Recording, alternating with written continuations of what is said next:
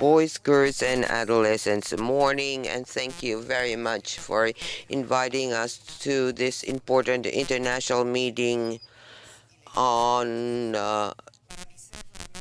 criminal science. For UNICEF, it's an honor to be here with so many distinguished participants from different countries of the Prosecutor's Office and the General Attorney's Offices of the Republic of Cuba to share with you what we do based on the convention. I would like to congratulate the fact that you have included so many relevant topics for children in the meeting, and to thank the General Attorney of Greece that has made such a good presentation on the challenges for boys and girls throughout the world under certain circumstances and how this has had an impact on the legal systems and the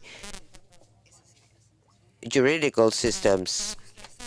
As you all know, and we have already mentioned, the Convention on the Right of the Child is the framework for which UNICEF works, and it is through the General Assembly of the United Nations that we have a mandate to advocate for respect of the rights of boys and girls and their implementation.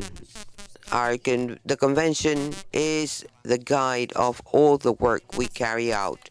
UNICEF mission is to contribute to the rights of all boys and girls, particularly the most unfavorable ones. Since 1946, nobody knows what the N stands for of UNICEF. It was an emergency fund that responds to the needs of boys and girls impacted or affected by war.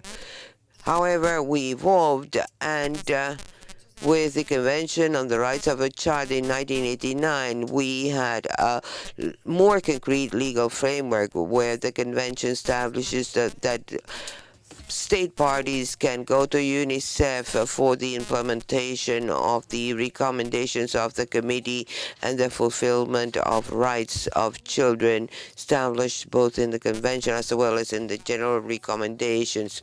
We are working in 192 countries, and we have a strategic plan that is being completed. We have a new plan to define a more strategic implementation and support of UNICEF for the sustainable goals. We must recall that the convention is an international legal framework on human rights for girls and boys, the inalienable rights that all human beings have, and the principles of universality, indivisibility, interrelationship, accountability, free and relevant participation in all the sectors of life, economic, political, and social. Convention requires ratification by state parties and then the articulation in the national legislations. The convention is a treaty that includes a specific human rights for girls and boys, where states commit themselves to respect, protect, and satisfy the human rights of persons under 18 years old.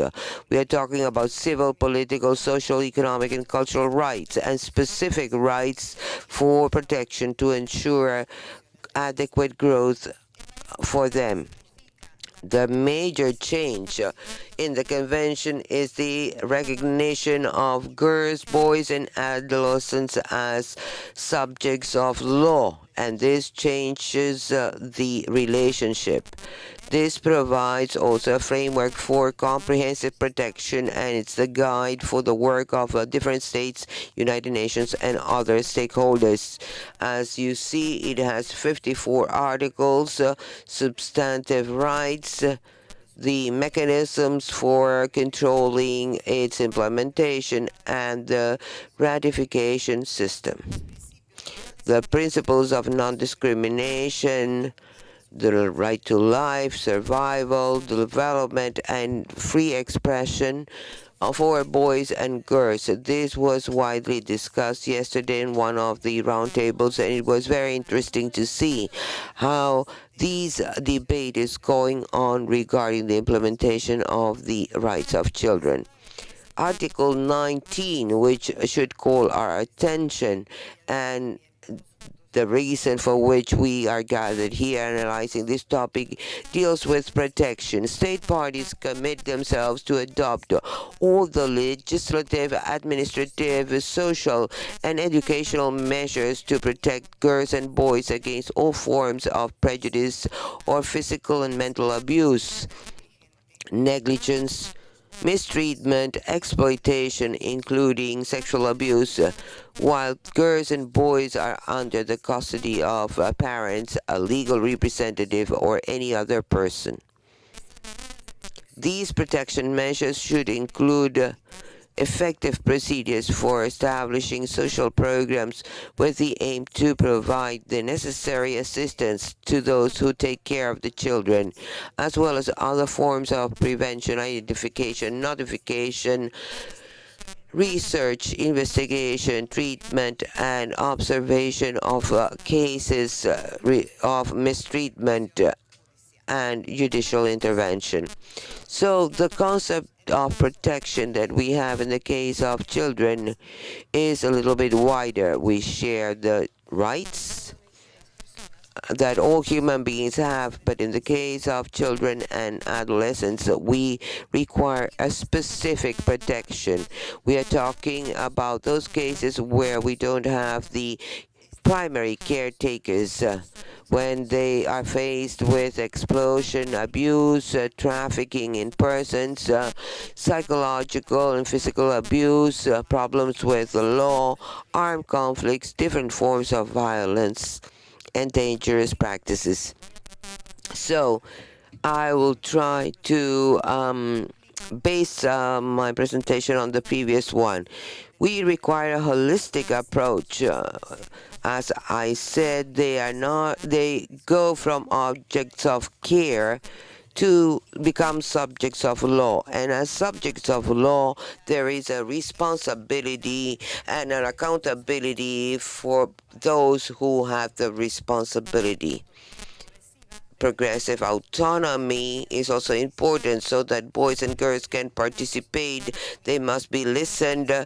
They assume certain roles by themselves, and they should be involved in all processes.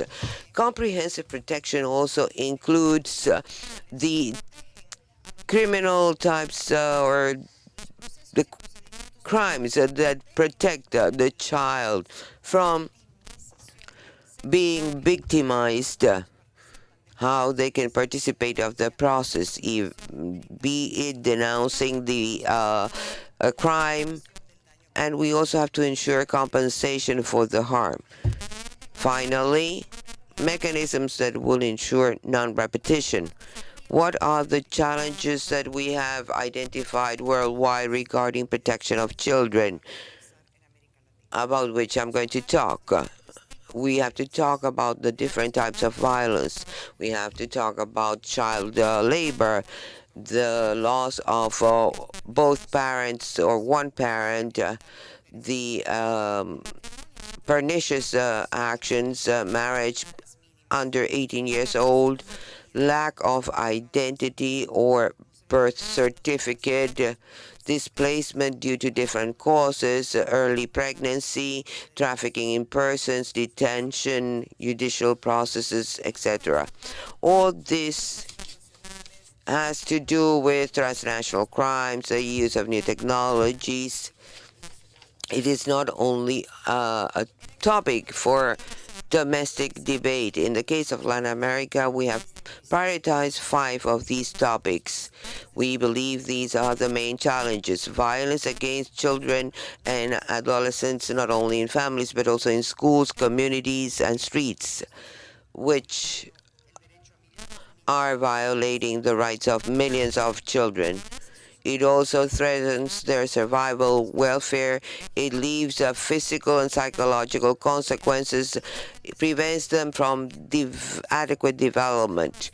This may seem obvious when we talk about teenagers in countries where we still see that teenagers are living in the streets or that are looking for an identity in groups.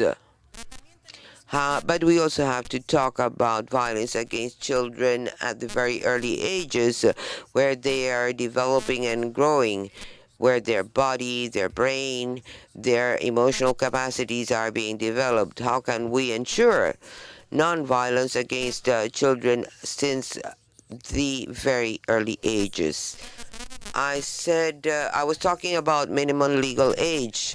In countries, there are different ages for different circumstances. Not all have harmonized 18 years old as the adult age or as a person becoming of age.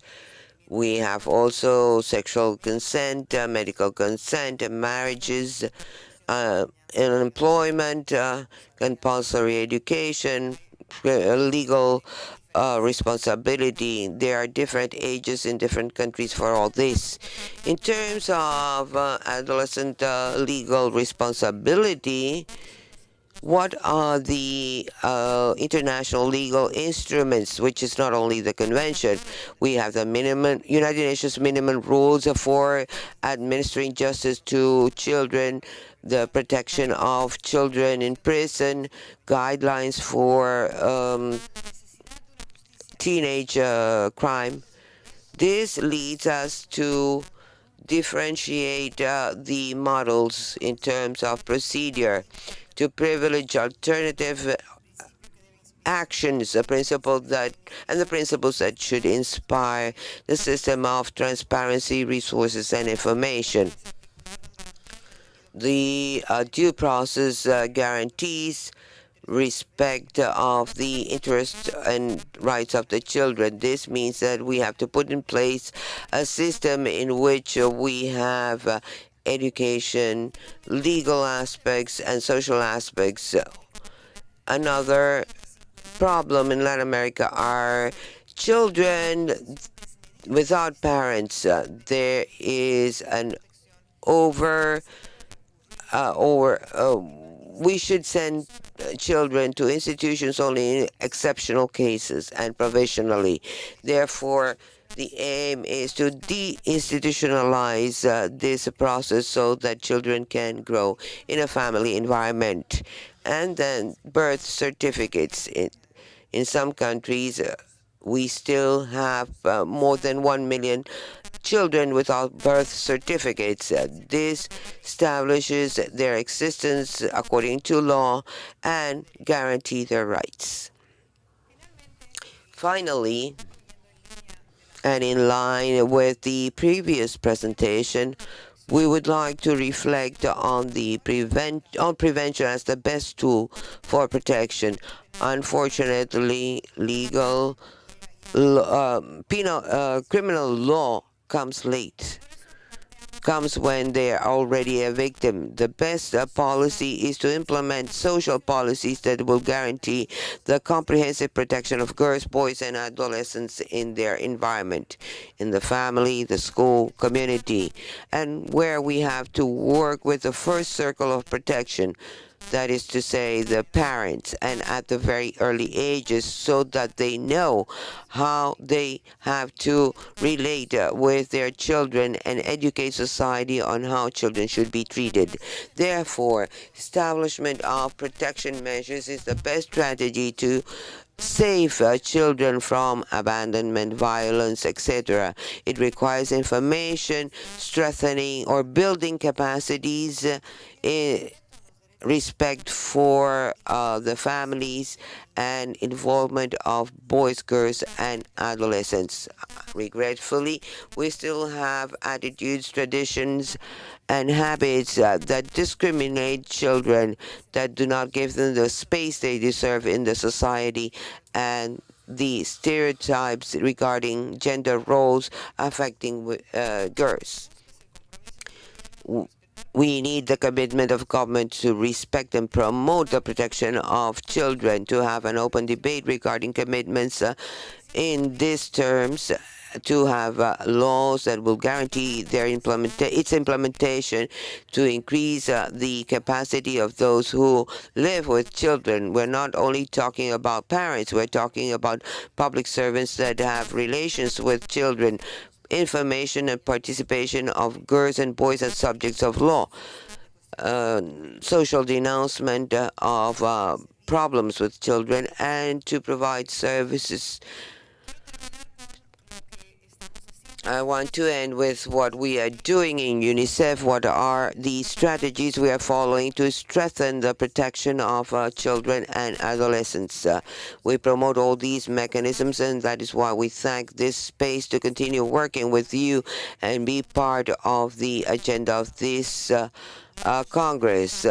Inclusion of children in national plans with resources, with goals, with budgets, dialogues with governments, communities, families, girls, boys, adolescents to strengthen protection practice, alliances with governments, non-governmental organizations, professional association, the media, and the private sector, and the different generational approaches.